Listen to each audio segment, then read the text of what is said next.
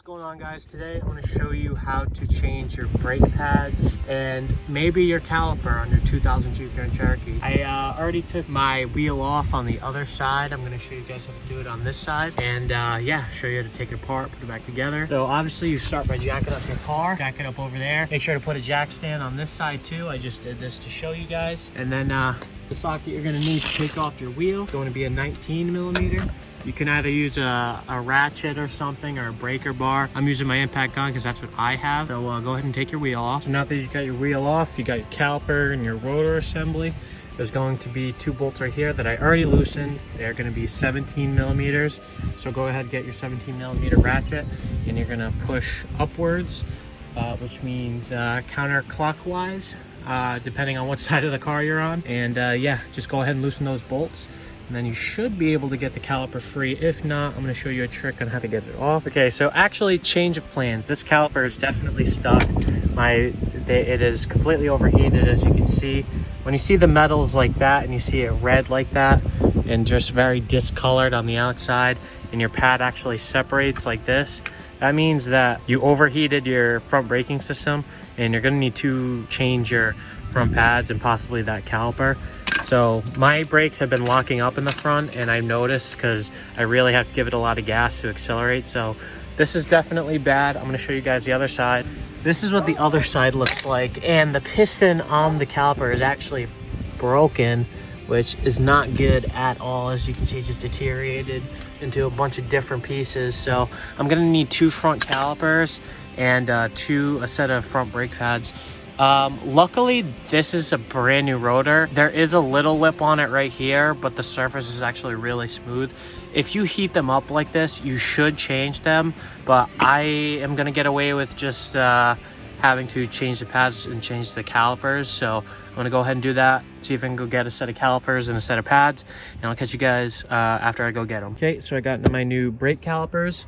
Now I have to take this brake caliper bracket off, and there are 2 bolts in the back, one right there and one right there, and those are both 18 millimeters. So grab your 18 millimeter socket and go ahead and crack those loose. Now what I usually do to get this banjo bolt off for the fluid is bolt this top bolt up right here and just let the caliper sit, so I can have leverage when I'm doing this.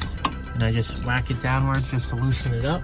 And it is a 14 millimeter, so that's the size you're going to need to crack that open. Now I was going to replace the caliper bracket. The instructions that I gave you is the same as what I said, but I don't have the proper tools on me. I usually would heat this up before I try to break it loose, but it's starting to strip, and I don't want to strip it all the way to make it impossible for the future. I was able to get that bottom bolt out, but I just tightened it back on, and I'm just going to use the caliper. Changing the bracket doesn't really matter much, but you know, if you get a new one, you should change it. But I'm working out of my driveway right now, and I don't have all the tools in the world to do this. So if I can break open the other side, I will, and I'll show you how to change it very specifically. But if not, what I said still stands. Just use your 17 millimeter socket on both sides, on both nuts, loosen them, and then you should just be able to swap the bracket over, no problem.